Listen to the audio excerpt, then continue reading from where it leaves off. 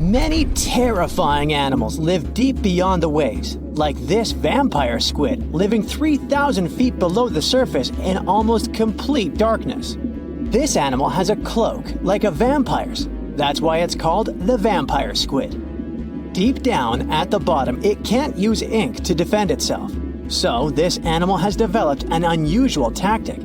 It glows slightly to scare away predators. If this tactic fails, the vampire squid can turn its body inside out, revealing tiny spikes.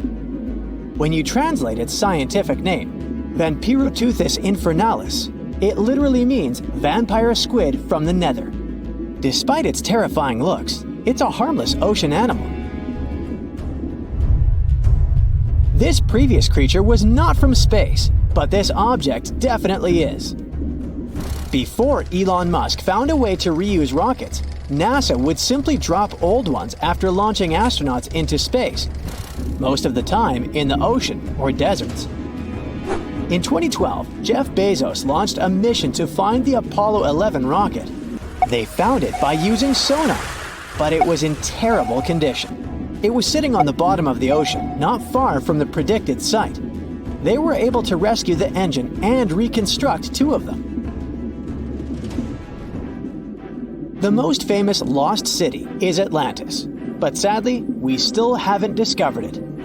However, Heraklion was also just a myth until one British pilot saw something that looked like a city while flying over the Mediterranean Sea. He reported it, and 60 years later, a group of divers went there. They were shocked when they found an entire city underwater. It was loaded with artifacts that could tell us a lot about the history of the place. Now it's one of the best underwater archaeological sites in the world. It's believed that the rising sea caused the whole city to go underwater.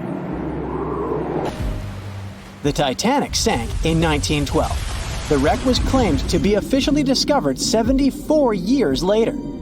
In reality, though, a fisherman found the Titanic 8 years earlier while fishing in the Atlantic Ocean. He was pulling out his net when he spotted a head stuck in it. Luckily, it was just a doll's head. Years later, after the fisher had passed away, his son sold the doll to a doll collector. She did a lot of digging and research on every person who had a porcelain toy on the Titanic. She found the owner of the doll. Ava Hart was on the Titanic and had a doll with her. Ava survived the catastrophe by a miracle, but her toy didn't. Hart even wrote about the doll in her journal, and every detail matched the toy found by the fisherman. The tripod fish lives deep in the abyssal zone, around 20,000 feet below the surface. It's adapted to such immense depths and uses its tripod fins to stay still on the bottom. This creature doesn't have big eyes, but even if it did, these eyes would be useless in the darkness. Instead, the tripod fish uses its fins like antennas to detect any movement in the water. This creature doesn't have much luck when it comes to its love life, so it had to develop unique tactics to reproduce. One fish can be both male and female. The next bizarre creature is the lizardfish. It has tons of razor-sharp teeth, a huge mouth, and really big eyes, which it uses for hunting. All this makes the animal look freaky. The lizardfish lives at depths of around 11,000 feet in the midnight zone, where there is zero light. This freak of nature basically eats everything it can fit inside its mouth, from small fish to other lizardfish. On the other hand, when they see other reptile fish, they probably fall in love instead, because finding mates at those depths is not an easy task. Like the tripod fish, the lizardfish can be both male and female at the same time. When you think of a river, you usually picture it on land. Still, nature is quite unpredictable, and it created a river flowing under the ocean in California. It's running at a depth of around 2 miles. This river has everything that an ordinary river has: sunken logs, trees, and rocks. And despite its uniqueness, it's not the only one in the world. There are also others in the Amazon and Greenland. A terrifying creature was discovered near Angola's coast by a remote operating vehicle. It looks like it doesn't have a head or a body. It was sitting at a depth of around 4,350 feet below the surface. After doing research, scientists concluded it wasn't anything from a sci-fi movie. It was just a cluster of siphonophores stuck together. In 2015, some random guy was diving in Caesarea, and something shiny caught his eye. He reached out, grabbed it, and realized it was a gold coin. After that, he examined the bottom and found out that there were many more. He reported the incident to the local authorities, and they concluded that he had found Arabic treasure. The coins were made of solid 24-karat gold and were a few thousand years old, but due to the perfect salinity and temperature, they looked brand new. The coins belonged to a ship carrying cargo. It was caught up in a storm and unfortunately sank. One of the weirdest things ever discovered was found in the Baltic Sea. It's an anomaly that looks as if it was created by a different civilization. It was discovered by Swedish researchers, and they basically had no idea what it was. They had to ask tons of other scientists for their opinions. When you look at this formation from above, it's 200 feet long and looks exactly like a fallen spaceship. It's hard to believe that it's a natural formation, but spoiler alert, it's totally made by nature because the Baltic Sea has gone through many erosions throughout history. Most likely, the bizarre formation is the result of these processes. A group of divers in Madagascar were shocked when they found this 7-foot monstrosity of a knife on the seafloor. The speculation started immediately, and many said that the knife was from some giants that had fought megalodons and lived on Earth thousands and thousands of years ago. That could make a nice story, but the knife is most likely a movie prop that was lost at sea. One of the ocean's most bizarre animals is the frilled shark. It's believed that this fish is the reason for all those sea serpent stories that sea explorers of the past wrote about. These animals live pretty deep in the ocean, but sometimes they can be seen in shallow waters. It's super rare, but possible. The frilled shark has a big mouth sporting around 300 teeth. It also has a long body that looks like a lizard's, and it is truly a unique species of shark. Its prey can be half of its size because this shark's stomach is like that of a snake, and it can swallow huge fish or crustaceans. Spotting a few worms in your garden is no big deal, but after seeing a 26-foot long one in the ocean, you will make your wetsuit a little wetter. This worm is super rare, and it's completely harmless to humans. It's actually not a giant worm. It's a cluster of zooids that are stuck together in a worm-shaped formation. They usually only eat plankton, bacteria, and other tiny things that can be found in the ocean. Probably the scariest thing in the ocean that is 100% real is the magna pinna, which can be found at crazy depths of 20,000 feet below the surface. This monster looks like an underwater Slender Man, but it's just a squid with really long tentacles that can reach a terrifying size of 8 feet. This guy has only been seen a few times, and basically, we don't know much about this creature so far. So imagine stumbling upon a creature so huge it could dwarf even the largest known marine animals today. Scientists discovered the fossils of this beast on England's coast and believe it once ruled the waves. The new species was named Ichthyotitan severnensis, but thankfully for me, scientists nicknamed it the Little Stock Monster. Its estimated lengths range from 72 to 85 feet long, almost as big as a blue whale. Megalodon can't even compare to this. It was only about 60 feet long. And what's crazy is that this fossil we found wasn't even an adult, so who knows what their actual size was. The first piece of the Little Stock Monster was discovered in 2016 in the Westbury Formation. Researchers found a 3-foot-long jaw part that belonged to an unknown species. For years, this single fragment had been driving them crazy because they had no idea what that animal was. Then, in 2020, a miracle happened, of sorts. A father with his 11-year-old daughter found the second piece of fossil on a beach. This discovery led to more findings. Finally, in 2022, the last piece of the literal jaw puzzle was found, buried along the Somerset coast. This leviathan belonged to the Shastasaurid family. Both the Lilstock monster and other Shastasaurids had one ancestor, so all the species in this family are super similar to each other. For example, all of them were the largest marine reptiles ever to exist. Although our Lilstock monster is much larger, most Shastasaurids could grow up to only 69 feet long, and it's possible that the Lilstock monster, when fully grown, would reach up to 100 feet or even more. Both of their bodies were just perfect for cruising the ancient seas. These marine titans were elegant and slender, with an elongated snout. Other marine animals at the time were smaller and looked more like dolphins. Shastasaurids had long paddle-like limbs adapted for efficient swimming. Their skulls show large eye sockets, which means they had excellent vision. If you were in the ocean, no matter what time it was or where you were hiding, they could spot you. They were also incredibly fast and could dive to great depths. Of course, all these things made them the most terrifying predators.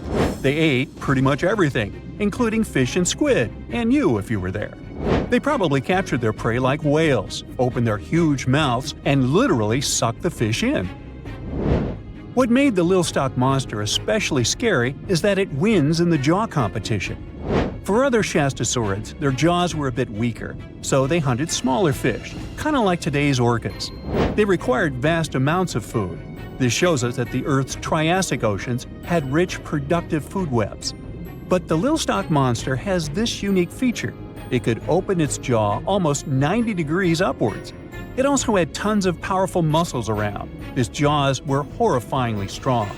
So while others were hunting some squids, the Lilstock monster probably hunted large fish and even other marine reptiles. Fossils of Shastasaurids have been found everywhere in the world, from North America to Asia. This means that these creatures dominated and terrorized the oceans for millions of years, although even they weren't completely safe from scavengers.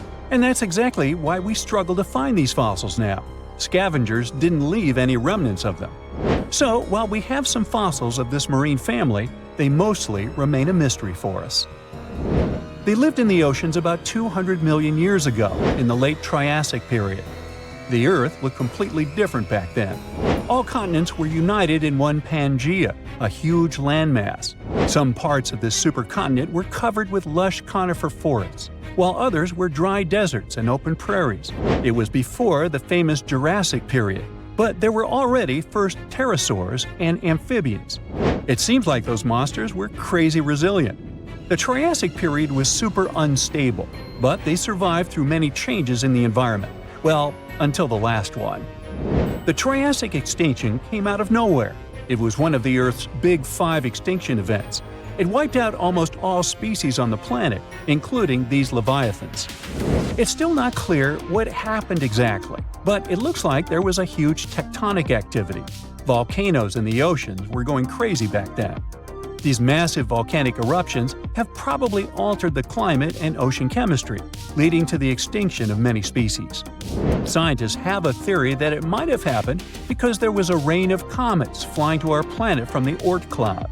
This likely happens about every 200 million years or so.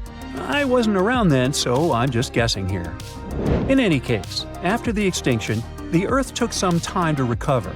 Then it entered the famous Jurassic period. More terrifying sea monsters were on the way.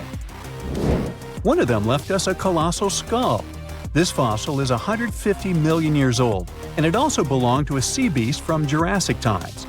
They called it the Sea Rex. The name is very fitting.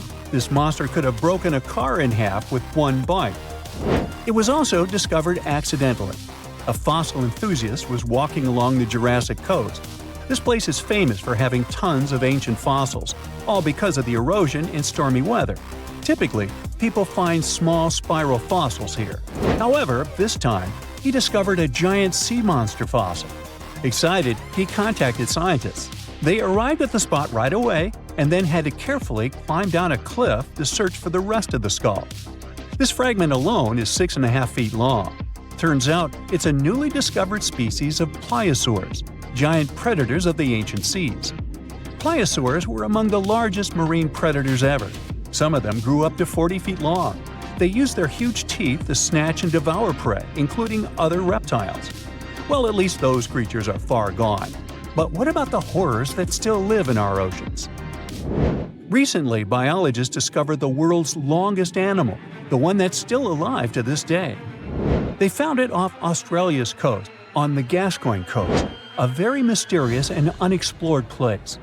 There, underwater vehicles stumbled upon a frightening 150-foot-long siphonophore that's twice as long as many blue whales and 3 times as long as a humpback whale.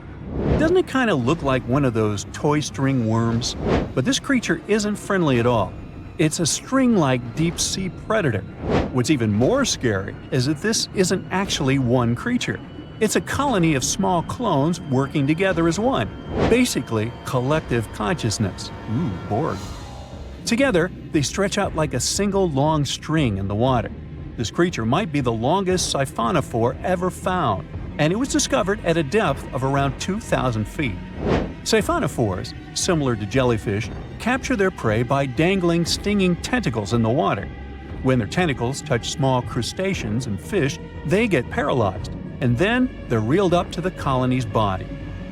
Expeditions to Western Australia's underwater canyons were definitely worth it. Together with that siphonophore, scientists have discovered up to 30 potential new marine species. Among them were a new octopus or squid, a long-tailed sea cucumber, glass sponges, and giant hyroids, colonies of animals resembling upside-down jellyfish. None of them have been seen before in Australia. But most of them weren't as scary as the one that was recently discovered in the Gulf of Mexico. This creature is straight out of a sci-fi thriller, a 26-foot-long mangapinna squid or bigfin squid. It was discovered near an offshore oil rig at a depth of more than 7,800 feet. It has incredibly long elastic tentacles, which can be 15 to 20 times longer than its body. It holds them at right angles to its body, making it look even creepier, almost as if it has elbows. And yes, it's another deep-sea predator. These 10 tentacles probably help the squid trap their prey and drag it onto the seafloor. We barely know anything about this extraterrestrial-looking creature because they're very hard to find and study. And if you think their tentacles are awful, just check out these creatures with 20 arms. This thing looks like a facehugger. This new species is lurking in the frozen depths of Antarctica. Experts were searching for cryptic sea animals known as Promachocrinus, or Antarctic feather stars.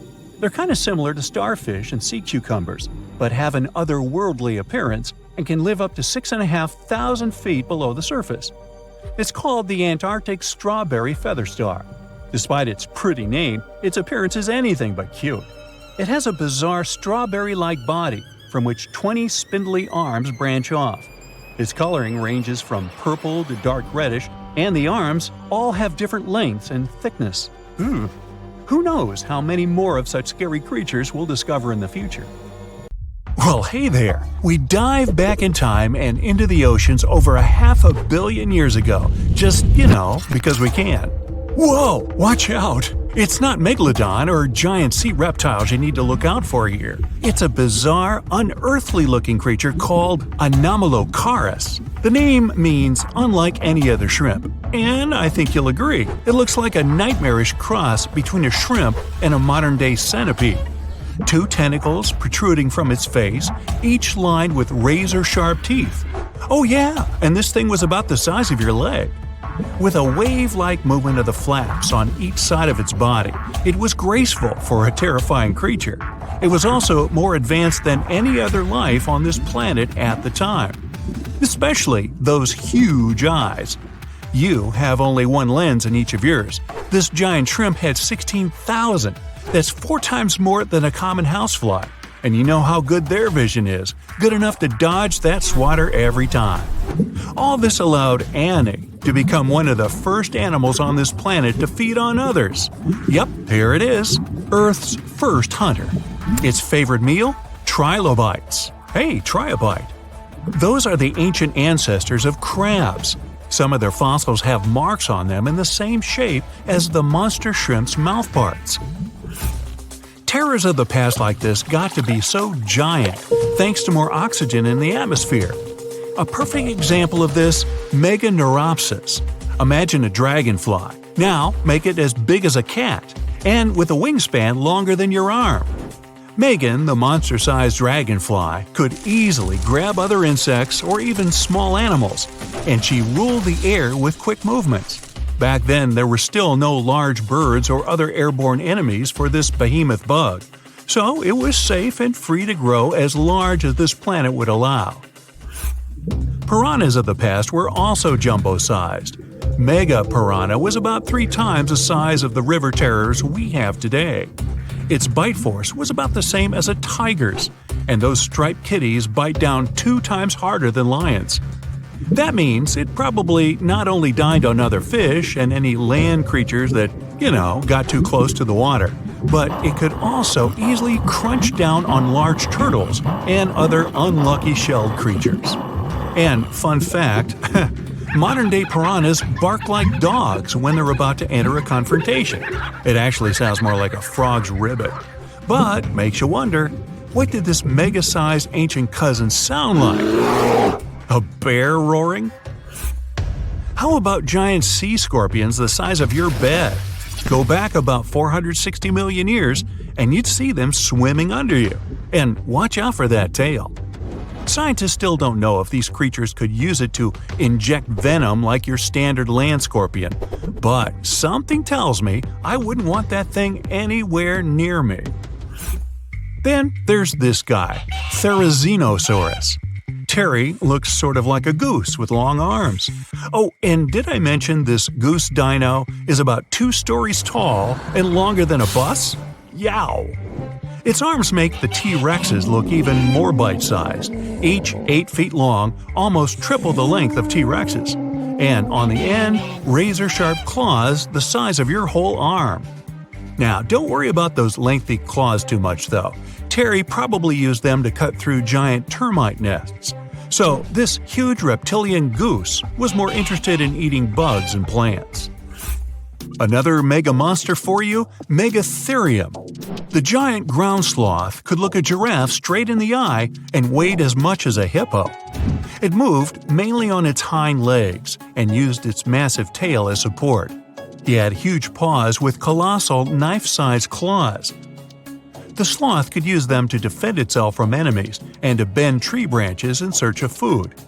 But the biggest danger to the giant ground sloth wasn't dinosaurs or saber-toothed tigers. It was our own species. Yep, humans showed up just in time to meet this fellow and to, eat him up. Titanoboa was a terrifying 50-foot snake, as long as the great megalodon itself. It was also more than 2 times heavier than the heavyweight champion among snakes today, the green anaconda. Crocodiles were a regular on this serpent's menu. Titanoboa could swim 3 times faster than the fastest Olympic swimmer our species has ever seen. It was quicker and more dangerous in the water than outside it. And don't forget the boa part of its name. This massive snake wasn't venomous. Instead, it liked to squeeze. Remember that giant shrimp from earlier? Well, Opabenia looks like its teeny-tiny finger-sized cousin. And instead of 2 toothy tentacles, this thing had a vacuum hose coming out of its face. On the end of that trunk, what looks like a single crab claw. Add 5 eyes and a mouth under its head, and you've got a recipe for something not of this planet. Only it is. This creature used its trunk like an elephant does. Its claw grabbed food from the bottom of the ocean and brought it up to its mouth. This thing is so weird-looking that, apparently, when the scientist who discovered it presented his findings to an audience, they all laughed as if he were joking. Now, a real-life monster, the Tully monster. From a distance, it looks a bit like Nessie, that long neck and teeth-lined jaws. But get closer, and you'll see it's more like a long nose with a mouth attached at the end, like a mosquito. Its eyes are further back, sticking out of tubes all snail-like. Tully was an ancient mollusk about the size of your forearm. It probably dined on jellyfish and shrimp 300 million years ago. Thylacus smilus will put a smile on your face as long as you don't get too close. No, it's not a relative of the saber-toothed tiger. It was a marsupial, making it more related to a kangaroo than anything. And if you compare them to body size, its fangs were actually longer than a saber-toothed tiger's. And they grew continuously. As for that beard on its chin, that's actually all chin. The lower jawbone grew down to a point under the mouth. Those fangs were rooted to the skull, going way back to its eyes. When the mouth was closed, that bony beard protected the long, sharp teeth from breakage. Staganapolis, not to be confused with Minneapolis, might look like a big crocodile with a squished-in snout, but it was mostly harmless. Its small head and very few teeth meant the reptile didn't have much to work with when protecting itself. That's what all those armored scales were for, and no need for huge fangs or long rows of razor-sharp teeth when you're a plant eater. That beak-like tip on its nose allowed the stag to dig up plants. So, really, this reptile was more like a 10-foot scaly pig than a croc. Basilosaurus was a type of ancient whale that lived on our planet about 45 million years ago. Not quite as long as a blue whale, but this guy was still big enough to munch down on other whales and even sharks. Some people believe these monsters could still exist today. Eyewitnesses claim to have seen a giant sea dragon, and Basilosaurus fits the description.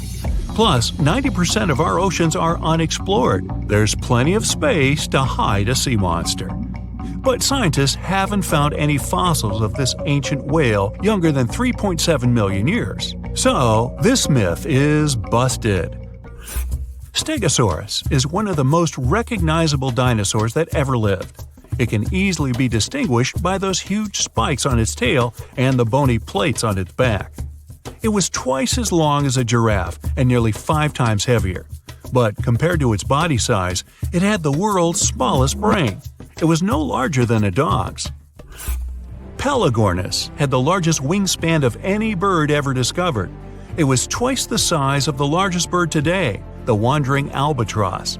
Such huge wings made it hard for the bird to take off. It could only do so by jumping off cliffs. And when it finally spread its wings, this giant could only go about 40 miles per hour. The fastest bird today can reach speeds 5 times that. Okay, get this. Dolphins can phone each other. This is not a joke, but a fact confirmed by scientists. They put a mother and a baby dolphin in 2 separate aquariums and conducted special underwater audio communication between them. When the connection was turned on and the dolphins heard each other's voices, they started chatting. Their conversation consisted of happy whistles, chirps, and clicks. You've probably heard this chatter in wildlife movies. But I wonder, how do the dolphins dial the phones? Do they have flip phones? Get it? Flipper using a flip phone? Okay, never mind. Anyway, the most interesting thing about this experiment is that the mother and the baby recognized each other's voices through the speakers without seeing each other. They were talking fast, like it was a normal dolphin phone conversation. Think of a dog that hears its owner's voice from a phone speaker, or when you turn on a video of another barking dog. Your pet is confused and doesn't understand what's going on. But dolphins started communicating immediately, just like humans. Many animals communicate with one another through touching, gestures, biting, or growling. But dolphins have shown they can communicate without direct contact. If they understand clacking, clicking, and whistling, it means only one thing. Dolphins have their own complex, developed language, and scientists hope to learn it. Scientists called one of the elements of their language signature whistles. They use whistles to call others by name, to convey information, and to warn of danger. This is one of the most difficult forms of communication in the animal world. These whistles vary depending on the situation and the dolphin species. They raise or lower the tone, shorten the duration of the sound, or increase it by exchanging short or long words. To compare the language of dolphins with other species, scientists have compiled a table of sound properties such as length, clarity, pitch, pattern, and others. According to all the data, Dolphins have the largest sound palette. Larks, the bird, took second place, by the way. But even with all this data, we still don't know much about the complexity and diversity of their language. In one of the latest studies on this topic, scientists analyze about 1,000 dolphin communication recordings made over the past 40 years. But even after that, we can't even come close to understanding it. It's possible that AI will handle this better than humans. We aren't aware of how to speak using signature whistles, but scientists know for sure that dolphins use them to express their emotional state, to share news, and to tell each other about the dangers or where their prey swims. Scientists believe that dolphins can talk about anything. They can rejoice and complain to each other. They even communicate in different styles at the same time, like people who are chatting at a noisy party. But in addition to sound signals, they use body postures, jaw claps, bubble blowing, and fin stroking. They form groups, assign tasks, and work as a team. If one dolphin knows a place with food, it will tell its friends about that, like Instagram. If they spot a shark, they'll warn others about it. There was even a case where 2 bottlenose dolphins scared a spotted dolphin. A couple of days later, this dolphin returned to that place with its friends. It's like when some bad guy bullies you, and then you call your friends to help deal with him. What if we learn dolphins' language and find out that they're smarter than humans? What if they gossip about the human race and laugh at "Oh, brother, get a load of these dumb people. They're fighting each other over nothing. What do they spend their lives on? Why don't they just chill and enjoy life? They create too many problems for themselves. It's a good thing we're smarter than them and can just relax in the ocean. Yeah, dude, let's stay away from them." Or maybe they know a lot more about nature and the ocean than people do. What if they discuss the problems of the ocean and have unknown technologies?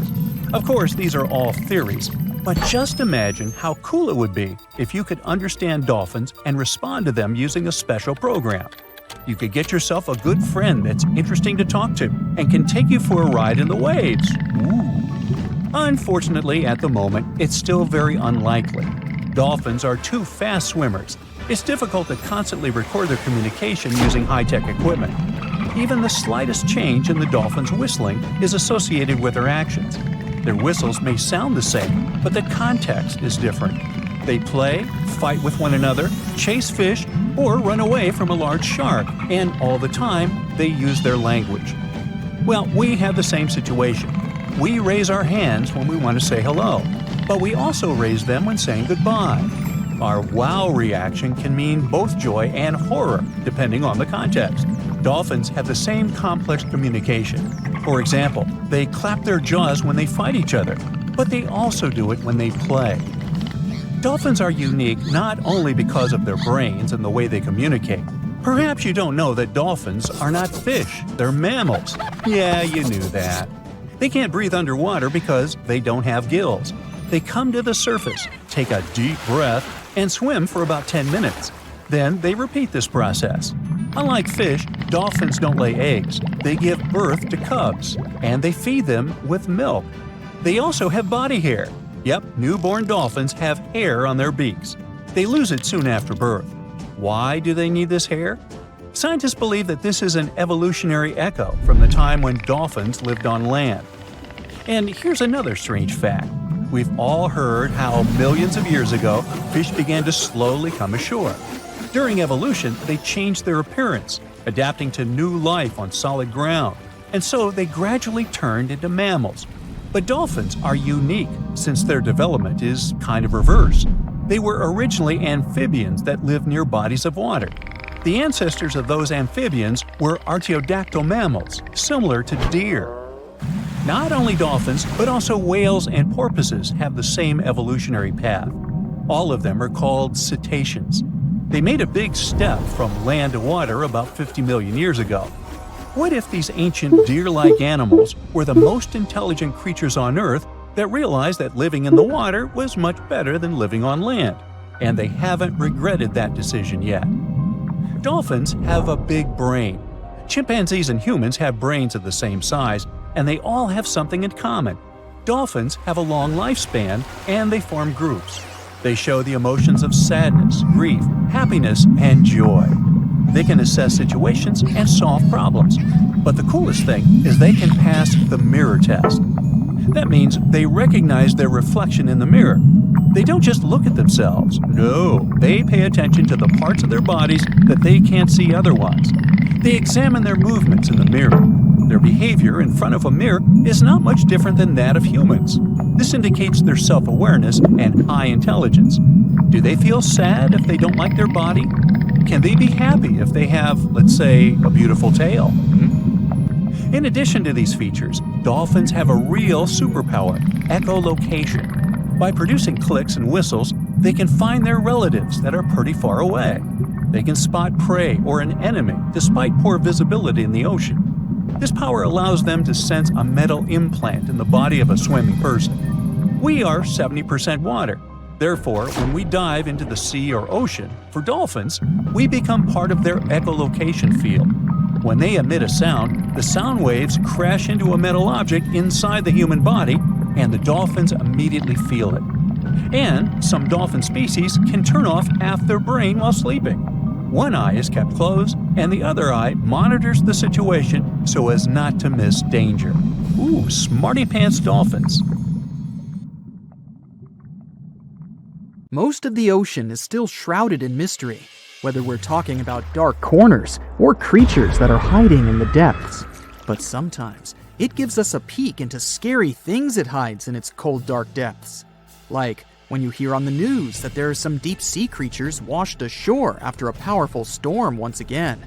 Some just look weird, while others are real monsters that live at depths of more than 3,300 feet.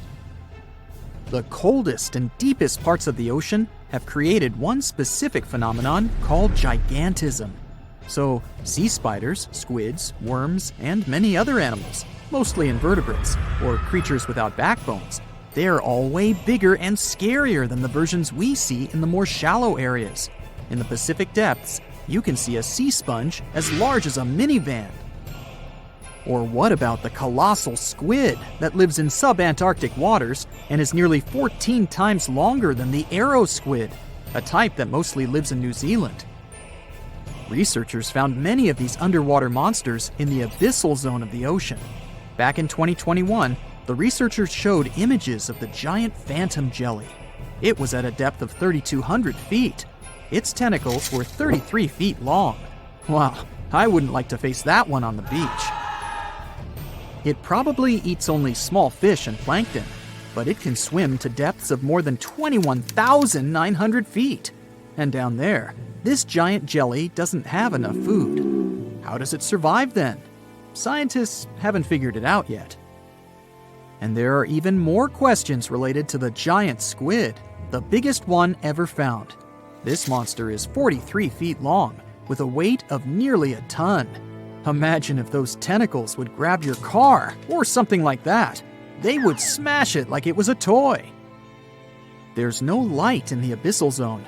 Sun rays just can't penetrate that deep. So there's no algae or underwater plants there. Local animals mostly eat snow. Marine snow is not like the regular one you build a snowman with. It consists of any small flakes or remains that fall from the surface of the ocean. Maybe even some leftovers that animals up there couldn't eat. So it's not much. But apparently, it's enough for very large creatures that hide deep down there, like giant squids. Squids that generally live at such depths don't bother going after their prey. They just wait until the poor animal swims right up to their long tentacles and falls into a trap. It may not be the best method ever, because not many animals will even swim into these dark, cold parts. But it's the method that saves energy. A giant squid eats only 1 ounce of fish daily, which is approximately 45 calories. That's nearly 50 times fewer calories than an average person should eat per day. So when a squid gets 1 fish, it saves it for a couple of days. I hope giant squids won't get the idea to go to the surface and look for food when there's not enough of it in the abyssal zone. And I hope even more that giant Greenland sharks won't get that same idea. You can find them at depths of up to 7,200 feet. They're twice as slow as we usually walk. They swim at a speed of 1.12 feet per second. Their slowness is part of the energy-saving mechanism that creatures down there need to survive. But they can speed up in the form of short bursts when they need to catch prey. But they kinda change their diet from predator to scavenger, considering their environment. There will be more leftovers falling from the surface than animals to go after. Greenland sharks grow just 0.4 inches per year, and they're mostly 20 feet long, which means they live for a very long time, sometimes up to 400 years. They also have a slow metabolism, and that's one of the main factors for their long life, too. Greenland sharks like to spend their time in cold waters. They're adapted to that, since their tissues have specific chemical compounds that prevent the forming of ice crystals all over their body. That means they have some sort of natural antifreeze. So, what makes them so big? Scientists are still not sure, but some theories try to explain it. There's this thing called Kleiber's rule that says bigger animals tend to be more efficient. Just take a small fish and compare it to a whale with a mass hundreds of times bigger. The whale has a greater metabolism. It conserves energy more efficiently and loses less of it to the surroundings through heat. Moving on, bigger animals can ingest bigger prey. They're more likely to go through tough issues in their environment or defend themselves from predators going after them. Also, the body gets bigger when temperatures are lower. The Greenland shark is a perfect example. So are giant sea spiders. Sea spiders are generally common, and you find some very small ones at 0.04 inches. But in deeper parts of the Antarctic, they become 3-foot-long giants. They grow so big because the cold water has more oxygen. That way, more of it diffuses into the animal's body, and that allows it to grow bigger. Yeah, both as a creature and a nightmare. And how about this giant tube worm? Researchers found it accidentally while they were exploring the mysteries of the Pacific Ocean floor. They stumbled upon unusual hydrothermal vents. Volcanic heat is a thing that gets them going. As water seeps down through faults or cracks in the rock, these vents change their direction. When the water gets out of the vent, it's rich in different minerals and chemicals. Most animals wouldn't survive being around this toxic soup of chemicals, but not these tube worms. They came as a true surprise, because not only are they not bothered by these toxic vents and the almost boiling temperature of the water, but they developed entire ecosystems there. They're unique because they don't need sunlight to survive. Instead, small bacteria are their main source of energy. That bacteria gets their energy directly from these toxic chemicals. So it's not photosynthesis, but a process called chemosynthesis. And these tube worms don't have mouths. These bacteria live inside them. Strange story, huh? Plus, these scary worms reach up to 8 feet. Giant isopods are no better either. They lurk at the depths of the ocean of 1,640 feet or more below, far away from the sunlight, looking like some monstrous wood lice. They spend most of their time on the seabed, hoping to find some food falling from higher levels of the ocean. Check out their small hooked claws at the ends of their legs. Isopods use them to remain more stable while moving around the ocean floor. Since there's no light, they have long antennae that help them feel their way around. These sensory antennas are about half the length of their body. Giant isopods have pretty big eyes compared to their body size, too. They can grow over 12 inches from head to tail. And these fellas are really patient. Remember how we said animals down there rarely get food? Sometimes they need to wait for years to get a proper meal. That's why their metabolism is amazingly slow. 5 years later. They can go for 5 years without eating anything. Imagine that. I get hungry just talking about this. In 2006, a biologist did research to compare the differences between the shallows and the deep sea regions. He realized the deep sea mirrors the island rule. First, isolated parts of land develop biodiversity you won't find anywhere else. Second, small-bodied life there grows much bigger when it's isolated, compared to life on large land masses. Resources are limited, but also competition and predators. And we don't know much about these deep-sea creatures. It's too expensive and too complicated to carry out such research, so we'll just wait for more raging storms to show us at least part of the monstrous world cold ocean depths hide. There are plenty of fish in the sea. Some of them look totally like Nemo or Dory. Then there's the butterfly fish and fancy guppy, which is indeed really fancy. And then there's... What on earth is that? I would definitely not pay for a diving experience to see this guy. The anglerfish has the unofficial title of the ugliest animal in the world, but I wouldn't dare to break that news to it. There are more than 200 species of anglerfish currently swimming somewhere in the gloomy depths of the Atlantic and Antarctic Oceans, up to a mile below the surface. Some of them prefer different living conditions, the shallow tropical environments. Different kinds of anglerfish vary in shape and size, from the famous black sea devil to frogfish, monkfish, footballfish, goosefish, batfish, and sea toad. The larger ones can be half as long as a full-sized bed, but most are less than a foot long.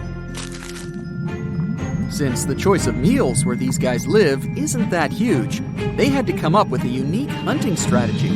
They don't waste their priceless life energy on following prospective prey. Instead, they use a piece of dorsal spine that sticks above their mouths like a fishing pole, hence the name of the fish. There's a sac of bioluminescent bacteria that glows brightly in the dark at the end of that rod. The light lures prey, and all the anglerfish has to do is wait, and then enjoy its lunch delivered right to its mouth. Their bodies are pliable and huge, so they can easily swallow prey twice their size. Deep-sea anglerfish eat whatever they can find. Species that live in more shallow water aren't picky either, and can eat anything from shrimp to snails and small fish. Only female anglerfish have the cool fishing rod feature though. So what about their males? Finding a soulmate deep under the sea isn't that easy. I mean, literally, there's no light down there. Plus, there are frigid temperatures and low oxygen levels. Anglerfish can't afford to go on many dates in those conditions, so they mate for life. And before you go aw about it, I have to tell you, they do it in quite a special way. Male anglerfish are much smaller than their ladies. The contrast is so striking that when researchers first got interested in their love life, they thought those males were actually the offspring, or larvae, hanging out next to their moms. Certain anglerfish male species have receptors that alert them that there's a female nearby. After they mate, the male bites into his woman and stays attached to her head, belly, near her tail, and other areas he can access. While they morph together forever, the female fish gets the male's cells, DNA, and reproductive organs, but loses her immune response cells. The male gets free permanent housing and nutrition. Given the current real estate prices, it sounds like a dream. But that accommodation is shared by up to 8 males, and they can't move out if they ever feel like it. You're unlikely to meet this deep-sea fish in real life, but if you meet an anglerfish in your favorite video game, remember that you can easily outswim it and make it kinder to you with tranquilizing arrows. Once you befriend it, the anglerfish can be your scout and help you discover new areas with its bioluminescent pods. Back in the real world, down in the twilight zone of the ocean, about 650 to 3,300 feet down, the anglerfish isn't the only creature you're lucky you'll probably never meet. Many of the locals look like they come straight out of science fiction or horror movies, but that's because they had to adapt to this dark, deep world. I did my best to get you prepared for the creatures you're going to meet, starting with the common fangtooth. They spend most of their lives deep down, but at night, they move toward the surface to snack. These guys are more active than most other deep-sea dwellers. They don't wait for food to come their way, but actually follow it, and then get it with their long, hungry teeth. They don't have a built-in light bulb like the anglerfish, so they've developed a great sense of smell and use as much sunlight as they can get there in the depth to get around. Sometimes, even the shadow of a passing by prospective prey is enough for them to switch to action mode. And though they don't look too charming, they're completely harmless to humans if you ever run into one of these guys. Stoplight Loosejaw sounds like a great name for an alternative band, but it's actually another deep-sea resident with sneaky hunting habits. It has special light-producing photophores under each eye. They emit green and red light like a stoplight, hence the name of the fish. Unlike other fish, these guys hardly ever leave the twilight and midnight zones. Their lower jaw is a quarter of the total body length, and the stoplight keeps it open all the time, hoping to get some lunch. It looks like a ferocious predator, but mostly prefers zooplankton, with an occasional dessert of shrimp, krill, and fish. I'm sure you didn't expect to meet a hybrid of an eel and a bird, but here it is! The slender snipe eel has a beak, much like that of a bird, with curving tips. The beak is equipped with tiny hooked teeth that the eels use to catch the antennae of delicious shrimp. And it sure is slender, stretching up to 5 feet and weighing only a few ounces. Scientists don't know all of this guy's secrets, since it's pretty tricky to study in their natural habitat. But it looks like they only produce offspring once in a lifetime, and then pass away. Glass squids like to take it easy in life and literally go with the flow. They're filled with a solution which is lighter than water, so they don't have to make any effort to move around the deep sea looking for food and partners. These creatures are transparent, so they blend into any landscape and don't even cast a shadow while moving. Talk about a great survival tactic. If danger finds it anyway, it can transform into a lumpy ball, pushing its head and tentacles into its mantle cavity. It can also release ink into the mantle and go from transparent to black. The same ink can protect it against hungry whales and seabirds. Another tactic they use to scare off predators is to activate their light-emitting organs around their eyes. I'm getting hungry. Maybe I can snack on this sea cucumber. Ouch, it's moving! So I guess it doesn't belong in a salad after all. These soft-bodied fellows live in all parts of the ocean, from shallow waters to the deep underwater world. Most of them slowly move around with their tiny feet, but some crawl around by flexing their bodies. Sea cucumbers can shed their internal organs when there's a predator approaching. Those sticky organs distract the intruder, and the happy cucumber moves on and just grows the organs back. What's that glistening in the distance? Looks like someone dropped gems in the water. That's a sea sapphire, also known as the most beautiful animal you've never seen. Some males of this type of copepod can change color from deep blue to purple, red, or gold. 1 second later, it's gone. And it's back, shimmering bright. The secret to this magic is that their bodies are transparent and reflect light differently at certain angles. It looks like it's their way of communicating between each other and attracting mates. Female sea sapphires don't have the same superpower, but their eyes are bigger compared to males, probably to spot them from a distance. Males roam wild and free, and their ladies stay in the crystal palaces of strange barrel-shaped jellies called salps. Want to high-five a sea creature? Well, put your hand up for the Tasmanian red handfish. This fish doesn't swim like a fish. It walks. It uses its flipper-like hands to stroll around on the ocean floor. These bottom walkers are disturbed by swimmers and boats a lot. Some people even want to take them home as pets. I think it's better to just give them a wave and swim on by. The vampire squid. Its species name is Vampiroteuthis infernalis, which translates to vampire squid from hell. Oh yes, this vampire squid means to terrify everyone with its name, its dark red color, its spikes at the bottom, and the scary fact that it can basically turn itself inside out. The vampire squid loves putting on a good show, but it's as harmless as a kitten is to humans. It's as if Dracula scared the pants off you, but he didn't have blood-sucking fangs. The vampire squid feeds on food particles from plants and animal matter floating near the ocean's surface. Since they're not predators, they need good defensive strategies, and their vampiric look is designed to ward off large creatures who want to eat them. Turning themselves inside out is a defensive mechanism since the spiky areas in the inner skin are more intimidating. They also shoot out a substance that does not have color, but is packed with bioluminescent particles to distract predators. The vaquita. Going out on a boat off the coast of Mexico sounds like the perfect vacation. The sun, the blue water, the most endangered sea creature. Wait, what? The vaquita isn't dangerous, but don't expect it to stick around to say hello or sign any autographs. It's incredibly shy. This little cow, that's what it means in Spanish, is one tiny sea mammal. With those black markings around its eyes, it looks more like a sea panda to me. Seeing one should make you feel very special. They're on the brink of extinction, mostly because they got caught by accident in fishing nets. It's estimated that there's only 10 left in the wild. The blue dragon. This little creature looks like something out of a kid's fantasy movie.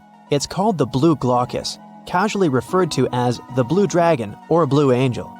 It can be found in many places, the Atlantic, Pacific, and Indian Oceans. It's kind of a mollusk and it only grows to be about an inch long. What you think is the back is actually the mollusk's bright underbelly. It regularly floats on its back so that its blue colors help it camouflage with the water's waves. The blue dragon isn't just pretty, it's also smart.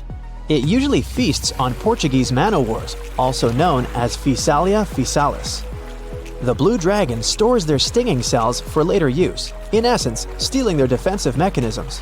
When the blue dragon is threatened, it releases those stinging cells it stored, directing them at an enemy to sting them with more power than the Portuguese man-o'-war would have been capable of.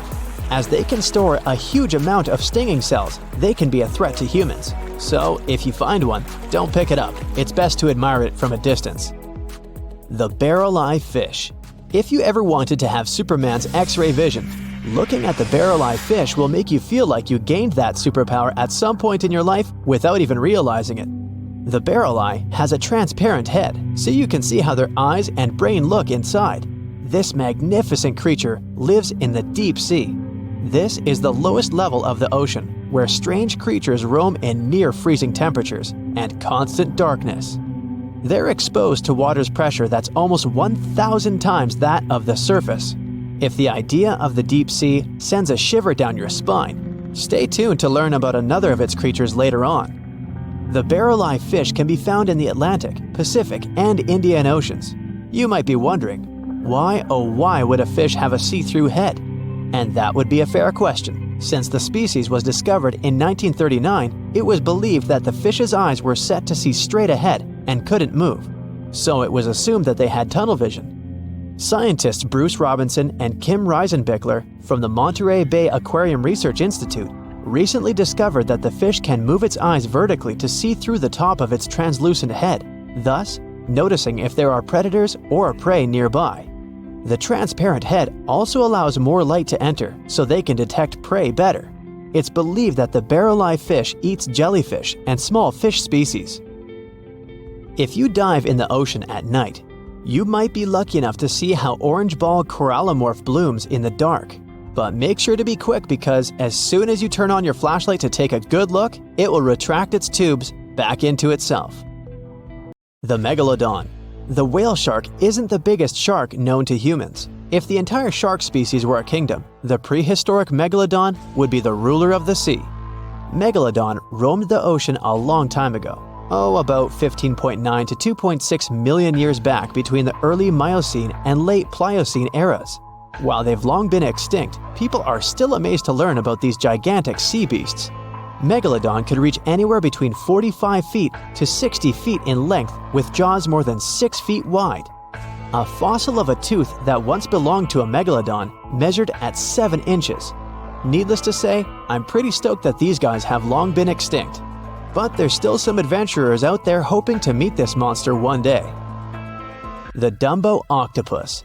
This adorable creature, or creepy creature, or however you want to see it, is officially called Grimpoteuthis. More casually, it's referred to as the Dumbo octopus, named after the Disney character. Though Dumbo, the elephant, not the octopus, was teased for his big ears, it's highly unlikely that this adorable octopus gets teased by its water neighbors. They are the deepest living octopuses, living in the deep sea. and you know how scary that place is. They're only about 8 inches tall and spend their days hovering just above the seafloor eating snails, worms, and other food they find in the current or near ocean vents.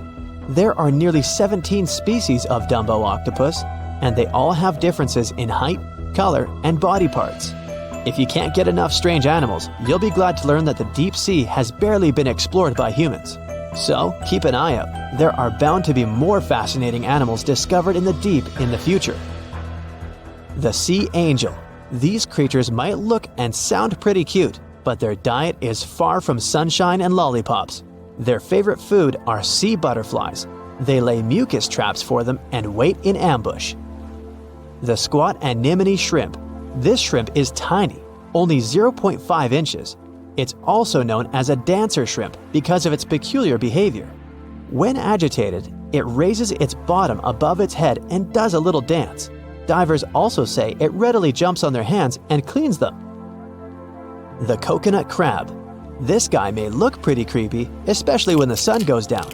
Mature coconut crabs are around 3 feet in length. Their preferred foods are coconuts, but they can also hunt down lizards and even large birds. The slender snipe eel. Slender snipe eel is a slim and long creature that's still a mystery for marine scientists. It's 4 feet long and it has at least 750 bones in its spine, which is much more than any other animal in the world. The sea pen. Sea pen is 7 feet long and it has a lot of varieties, but most of them look indeed like a pen or a quill. The similarity is even more striking when the animal has a water-filled bulb that anchors it to the floor. The Persian carpet flatworm. This creature looks indeed like a carpet, despite being very small by comparison. It's only 4 inches long, able to become both male and female. It doesn't really mate with other flatworms. Rather, it fights them for the right to bear posterity. The flamingo-tongued sea snails. Tourists love these extraordinary snails for their pretty colors, thinking it's a shell, but in fact, the shell is quite dull and hidden underneath colorful soft tissues. They eat softer, toxic parts of corals and store their toxins to protect themselves. There's a creature somewhere deep in the ocean looking for prey that would make Dracula himself proud. It's been around since before even the dinosaurs walked the earth. It has no bones or jaw, but it doesn't stop this underwater vampire from hunting. The name of this eel-like parasite is the Pacific lamprey. The English monarch loved this fish so much that he defied doctors' orders to stop eating lamprey flesh. He got sick every time he'd have the original gooey fish. But the lack of bones and the fact that this lamprey tastes like slow-cooked beefsteak made the royal fall in love with the fish once and for all.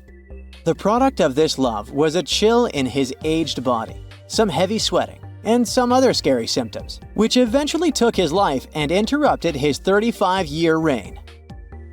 The lamprey is way better at surviving, as it lived through at least 4 mass extinctions. Its ancient ancestors evolved over 450 million years ago. There are around 40 living species of lampreys still thriving across the world. The Pacific lamprey is just one of them. These creatures have cartilage instead of bones, and a third eye, which is a special light-sensing organ on the top of their heads. Instead of a regular jaw, they have a sucker mouth surrounded by teeth. It's perfect for latching onto prey and sipping up body fluids like underwater vampires. Once they pick a victim, they suction it, making a seal that's almost impossible to break. Scientists believe the Pacific lampreys don't munch on flesh. Female lampreys lay up to 200,000 eggs in nests that stay in fresh water for 3 to 4 weeks.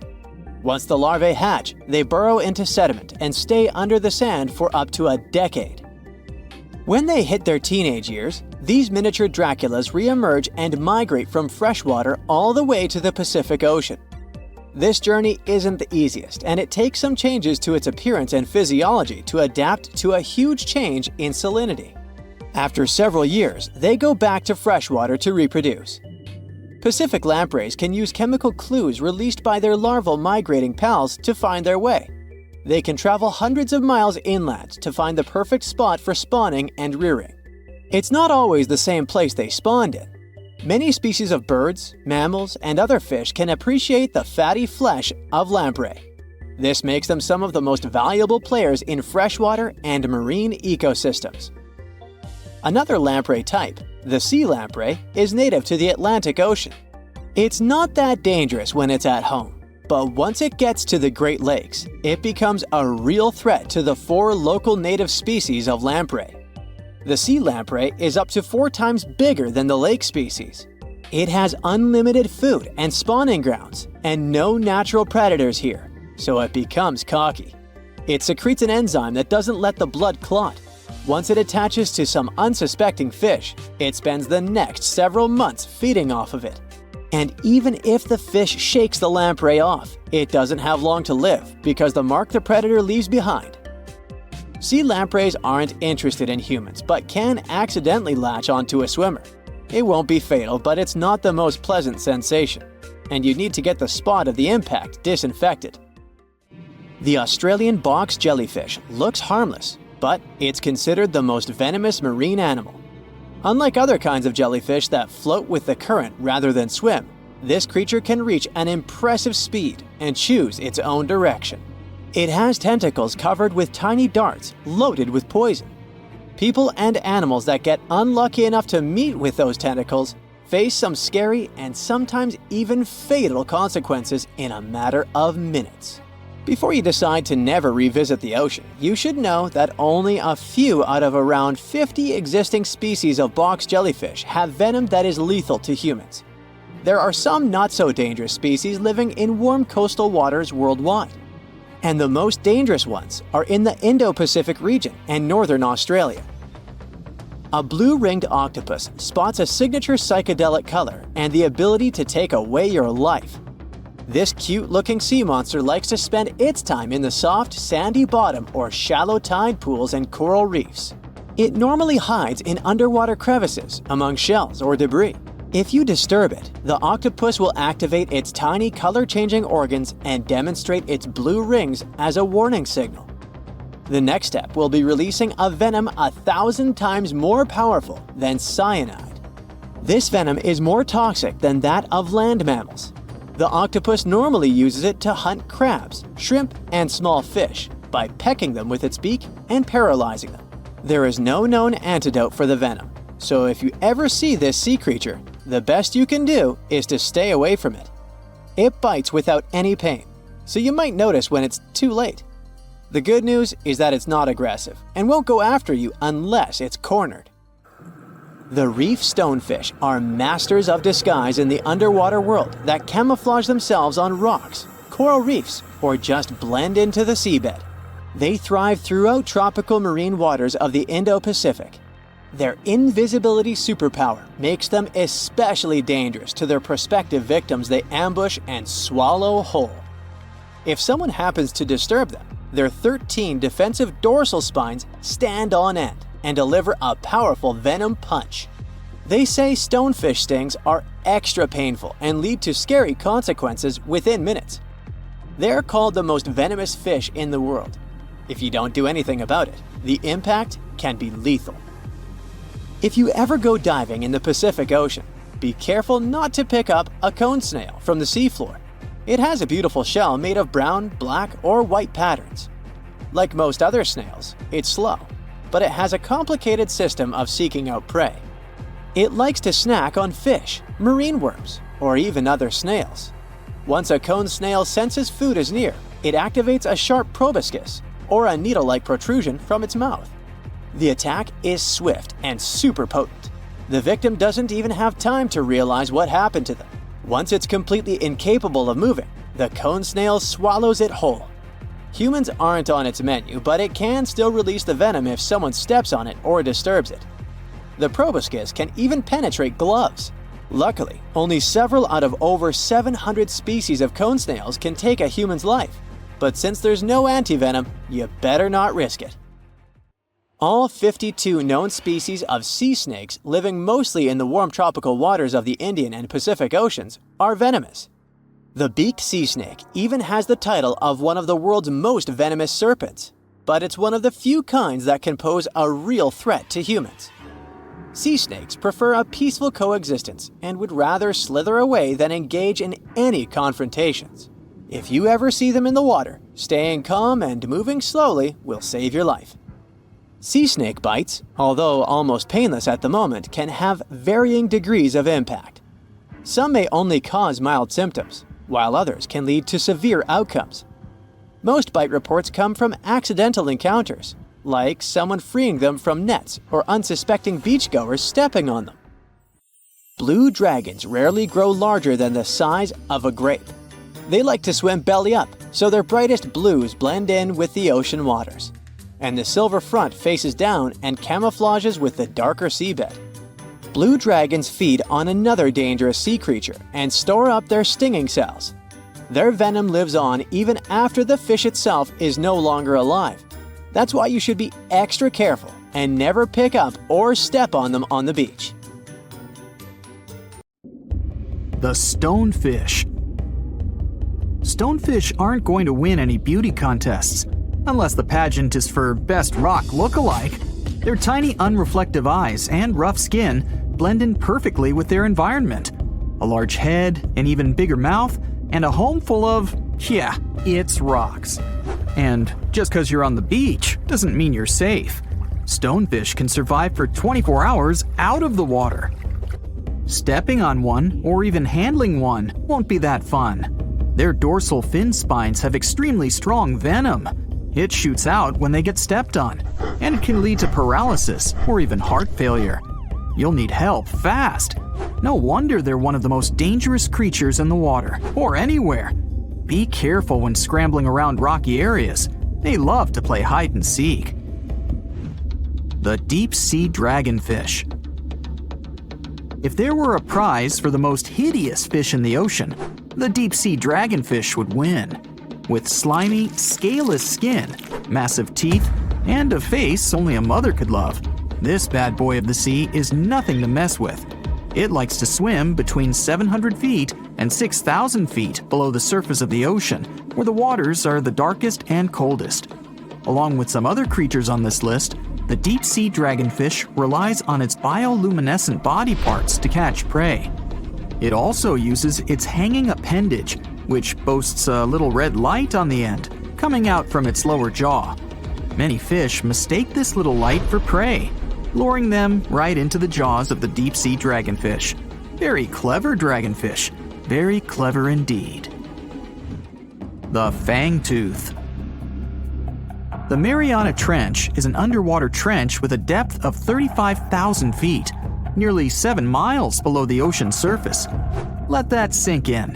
While scientists know the Mariana Trench exists, it's one of the least explored places on Earth. It's also the deepest area of Earth's oceans. And although many creatures down there probably haven't even been seen by humans yet, scientists have had the creepy pleasure of getting to know the fangtooth. The fangtooth fish shamelessly lives up to its name. Just look at that thing. The fangtooth is carnivorous and feeds on just about anything it can find that gets caught in its sharp-toothed mouth. These fish rely on their contact chemoreception to find prey. In other words, they can sense chemical residue that comes off of other living organisms in the deep sea. This is because they don't have any light-producing cells on their bodies, unlike many other deep-sea fish. On top of all that, it's pretty dark down there. So whatever crosses their path, they chomp on. While these guys look pretty scary, they're not a threat to humans. They only grow about 7 inches long. Even so, I wouldn't want to run into one of these things during a relaxing swim in the ocean. The Dunkleosteus. Strangely enough, this prehistoric fish, known as the T-Rex of the seas, had no teeth. Those were replaced with bony plates that allowed it to have the strongest bite among other monsters of its size. The goblin shark. If you thought the movies about sharks were scary, this next deep-sea creature will make you swear off going for dips in the ocean forever. However, it lives 3,000 feet underwater, so you'll never likely see it face to face. The goblin shark looks like a cross between a shark and a creature from your worst nightmare. These sharks boast a protruding sword-like snout with a jaw that juts out to match. Unlike other sharks that have more of a gray hue, this creepy thing looks not so pretty and pink. Aside from their scary demeanor, what do scientists really know about the goblin shark? Well, not much, except that they can grow up to 18 feet in length. Looks like there's still a lot to learn about these guys, if you dare to. By the way, did you know that sharks don't sleep? Many species have to keep water moving over their gills to get oxygen, so they can't fall into a deep sleep like we do. That's why they stay half awake during rest. Typically, sharks don't even close their eyes. The cookie cutter shark. This shark is a living horror, with lower teeth being big and sharp, while the upper ones are much smaller. When its teeth fall off, the shark eats them to maintain calcium levels. Pretty smart solution for a shark. The frilled shark. Studying the frilled shark is like looking through a portal back to prehistoric times. That's because scientists think that these eel-like sharks haven't changed much since their oldest ancestors roamed the deep sea waters, so they're sometimes referred to as living fossils. These sharks' mouths are filled with a terrifying 25 rows of backward-facing sharp teeth, 300 in total. They're designed to grasp prey and hold them tight so they can't get away, according to early studies of the shark conducted in 1884 and published in the Bulletin of the Essex Institute. Luckily for swimmers, the frilled sharks live between 390 feet and 4,200 feet below the ocean's surface, so they'll probably never run into them. Probably. This is probably the worst nightmare of any dentist. The northern stargazer. Take a look at this cutie. The northern stargazer is definitely not something you'd wish to see on the ocean floor. This horrid creature hides its body under the sand, leaving its face above to wait for prey. The tasseled wobbegong. Here's another carpet shark on our list. It lies low on the bottom of the sea and patiently waits for its prey to come by. The Australian ghost shark. The Australian ghost shark isn't really even a shark, but a very bony fish. It's also a living fossil. It hasn't changed within the last 400 million years. Believe it or not, sharks and humans have a common ancestor that lived around 440 million years ago. Even though we both evolved in our own way, there are still some signs of that connection. For example, the genome of an elephant shark is very similar to humans. The Leopleurodon. This list of terrifying creatures would be incomplete without mentioning the terrifying and prehistoric Leopleurodon. This carnivorous marine reptile existed during the Colovian stage of the Middle Jurassic era and ruled the waters at 9 feet in length.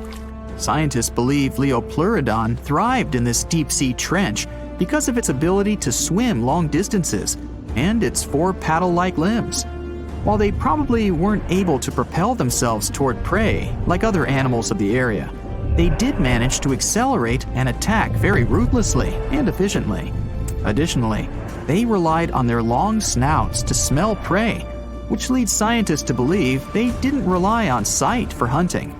This means they could have thrived in the dark Mariana Trench.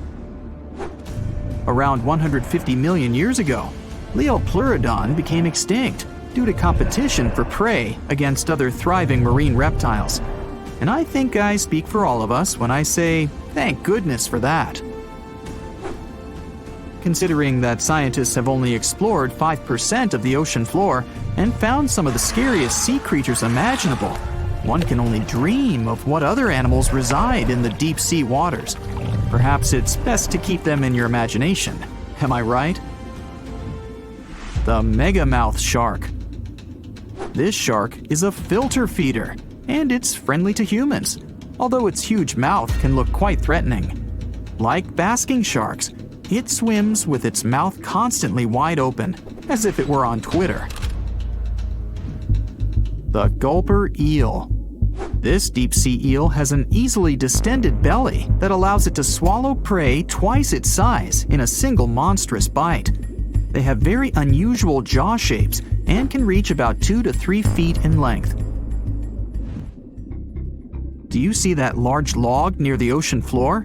Maybe it's part of an old ship. Treasure, gold, diamonds, I'm rich! Well, as you get closer, you notice something. It's swimming! It's not a shark or a dolphin, it's a saltwater crocodile. Now don't panic. If you bump into one of these reptiles in the sea, it's unlikely it'll think of you as food. Crocodiles have a special valve in their throat that stops them from drowning underwater, but that doesn't mean they can't bite.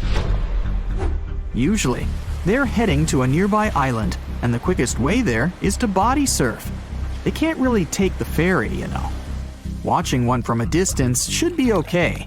Just don't swim to shore right away. They love to ambush their lunch in shallow water. If there's one time I'd want to see a great white shark, it's when I'm diving with crocodiles.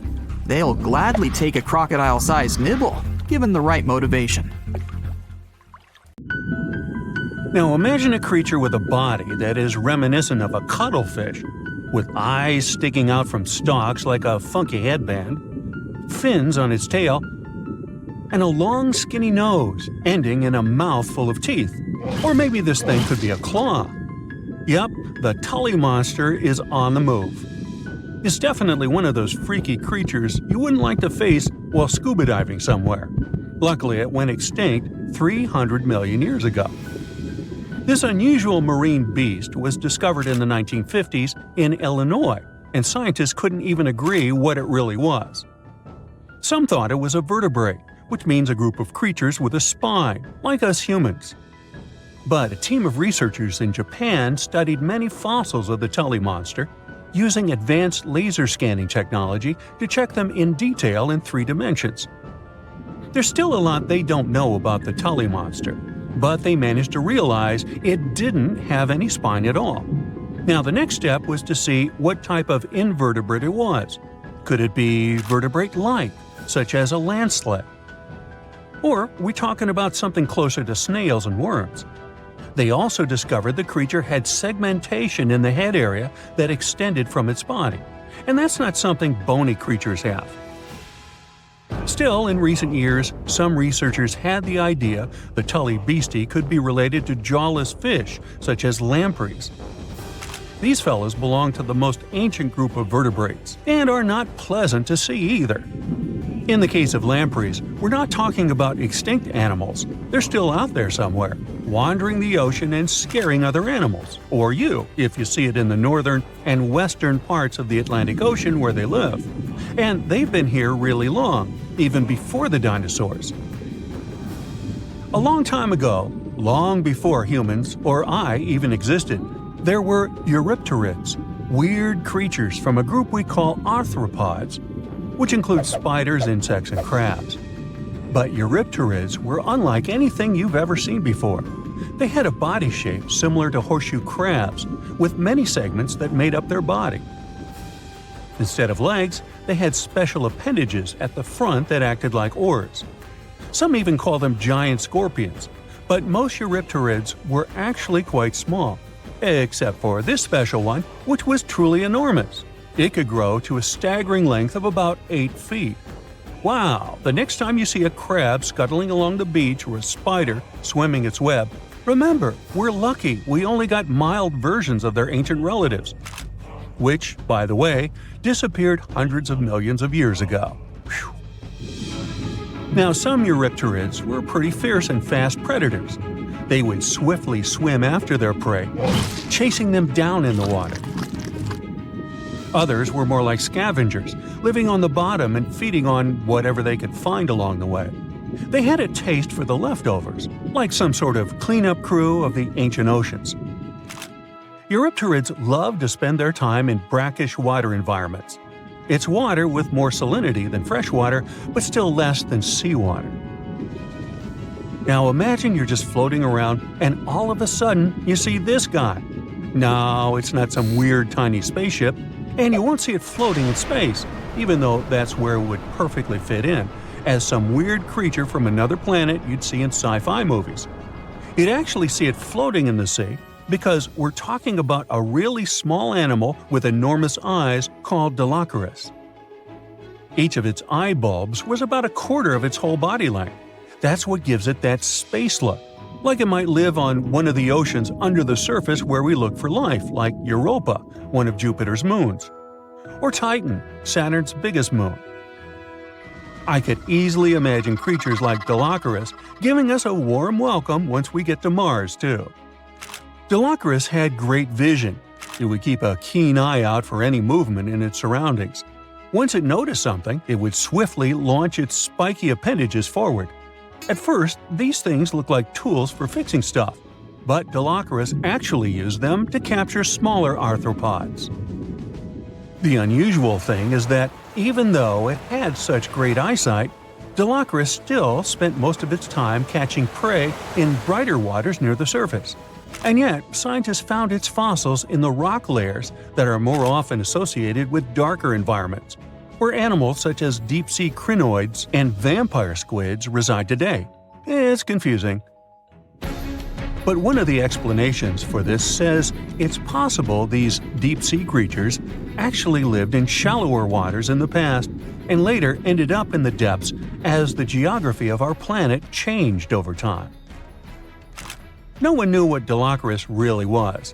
It could belong to a group of arthropods, and it seems to me that's where most of the world's weirdest creatures are. Some believe it could be related to mantis shrimp, while others compare it to blind, worm-like crustaceans that live in dark underwater caves.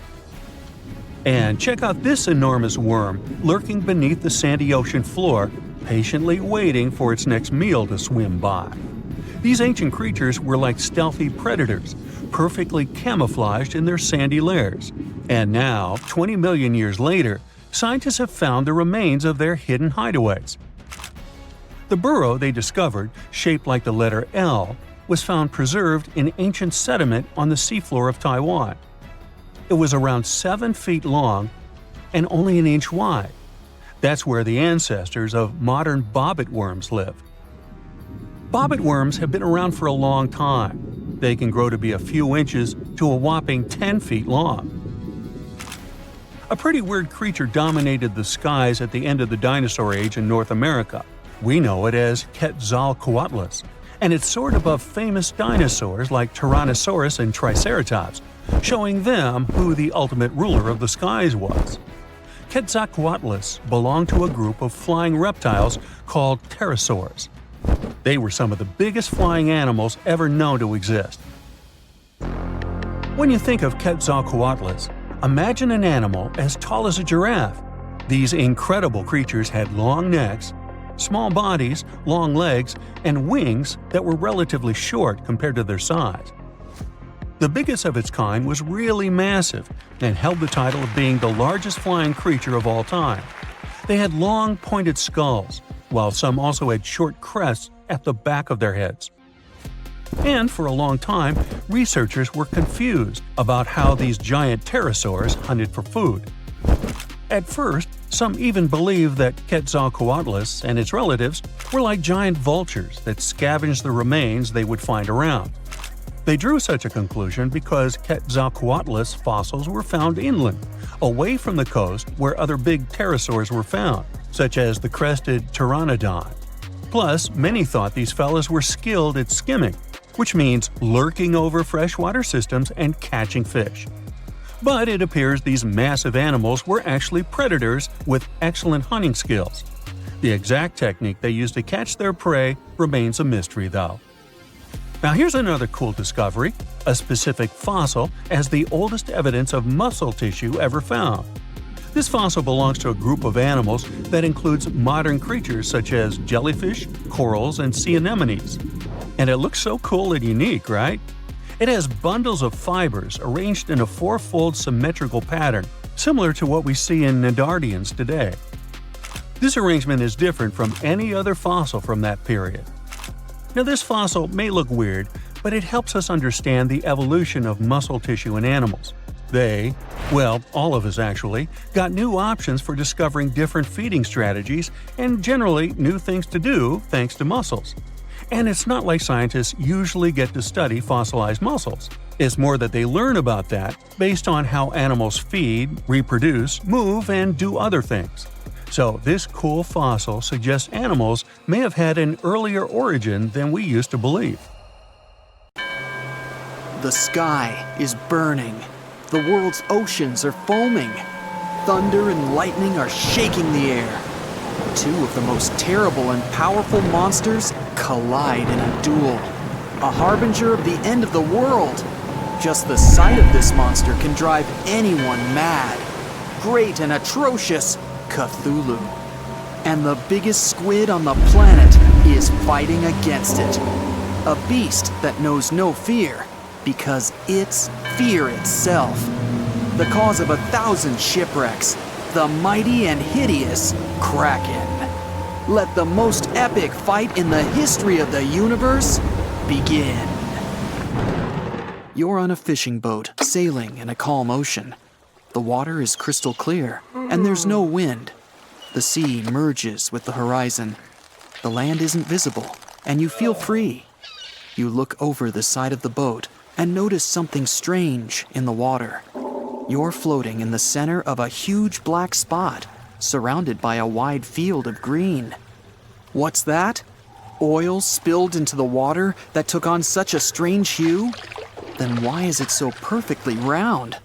Suddenly, you realize what it is, and the blood freezes in your veins. The black circle is the pupil in the center of a huge green eye. The thing that's looking right at you from the water right now is so big that your ship looks like a speck next to it. It's the Kraken. But don't worry, the monster isn't interested in a small prey like you. The Kraken has been sinking ships for centuries and never met any decent resistance. There are thousands of boats lying on the sea floor, but what's the point? The Kraken longs for a real challenge, but can't find it. The largest mammal on Earth is the blue whale, which is no more than a pet goldfish for the Kraken. Even a megalodon could easily lose to the tentacled beast in battle. Maybe look for some great monster on the bottom of the Mariana Trench? No, the pressure is too high, and there's almost nothing living there. But then, the Kraken has an idea. It goes to the most remote place on Earth, a place rarely visited and poorly explored. This place is called Point Nemo. Here, deep below the ocean surface, lies the ancient city of Relia, built long before the appearance of humans. And amidst the slumbering ruins, the huge and powerful Cthulhu is dreaming. This ancient demigod has been resting here for hundreds of millennia. All this time, Cthulhu has been waiting for its hour to wreak havoc on Earth. It's sleeping, but even in its dreams, Cthulhu communicates with members of its very own cult following. It uses telepathy to get into their minds and make them do atrocious things. But all of a sudden, Cthulhu's slumber is interrupted. Who dares wake it so rudely? Cthulhu opens its angry red eyes, overgrown with seaweed, and sees a huge squid in front of it. The Kraken has finally found a worthy opponent. Immediately, it pounces on Cthulhu and wraps its tentacles around the monster's head. The fight begins. Cthulhu heavily pushes off from the seafloor and rushes to the surface, dragging the Kraken with it. Two giant monsters, larger than the tallest skyscrapers, emerge from the water. The sea is raging, and clouds are gathering over the battlefield. Enraged, Cthulhu strikes at the Kraken, but it doesn't seem to feel anything. Lightning flashes in the black and churning clouds. Cthulhu tries to tear the Kraken off itself, but the squid's tentacles firmly grasp the green monster. Meanwhile, you're on your way to Point Nemo to watch the battle unfold. You need to sail from the coast of Chile, and strange things are happening there right now. Hundreds of sailors are climbing on board dozens of ships. There are ordinary fishing vessels, as well as heavily armed and loaded Navy ships. And when you ask anyone where all these people are going, they all give you a dark look and answer, into eternity. The Kraken is taking the upper hand, and Cthulhu calls its followers to help. It hopes the ships will be able to help defeat the enemy, but it'll be 2 days before the first of them arrive from land. Cthulhu finally tears off the Kraken and throws it into the water. The squid attacks again, but Cthulhu grabs it by the tentacles and lifts it above its head. Lightning strikes the Kraken, but it's no more than a spark to the giant monster. At the same time, the entranced sailors stand on decks and look in the direction of the battlefield.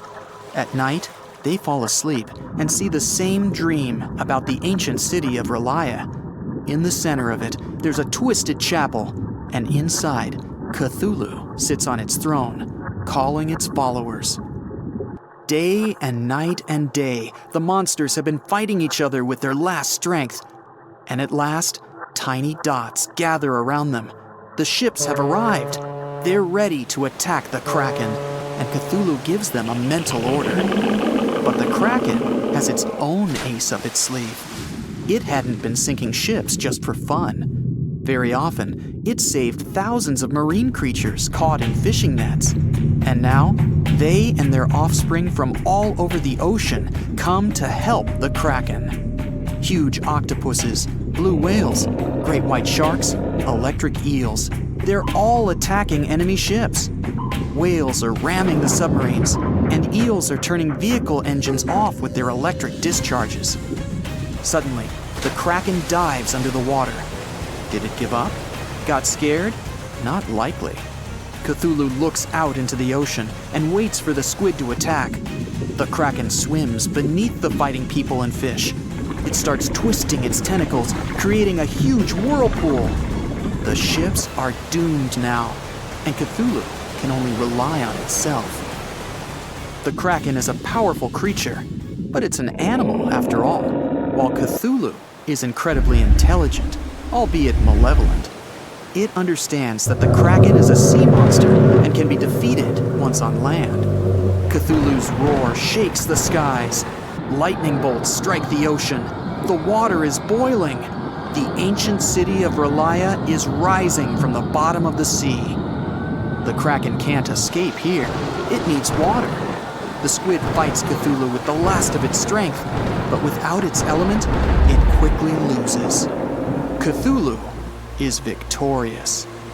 Now, being woken, it's going to destroy the rest of the world, as was foretold. But the fight couldn't have gone unnoticed. Thanks to satellite data, the world already knows what's happened, and a plan has been devised to put down the ancient monster in case it wins. Fighter jets enter the scene and attack Cthulhu. The monster raises its arms to the sky. Clouds are gathering around it. An electric discharge sparkles in the clouds, and electricity disappears within a few hundred miles, including the electronics on board the jets. They're falling down into the water. There's no way to defeat the mythic beast. But what is it? Satellites are suddenly falling from the sky in dozens. Cthulhu didn't know that Point Nemo is the dumping ground for space debris. Since this is the farthest point from Earth, it's safe to drop idle satellites here. Right now, hundreds of them are falling on the ancient city and bombarding the monster. Disoriented by the sudden assault, Cthulhu retreats back underwater along with its city. Then and there, it decides to go back to sleep for another 1,000 years and wait for a perfect moment to ruin the world. Cthulhu's mind-controlling ability made all the witnesses of the battle forget what they saw. Humanity is again unaware of the dangers from the depths. Cthulhu doesn't want people to be ready for its awakening. If you enter these coordinates in the GPS, you'll see where Point Nemo is. In 1997, oceanographers recorded a mysterious sound from the depths of the sea. It was called the bloop and can be easily found on the internet.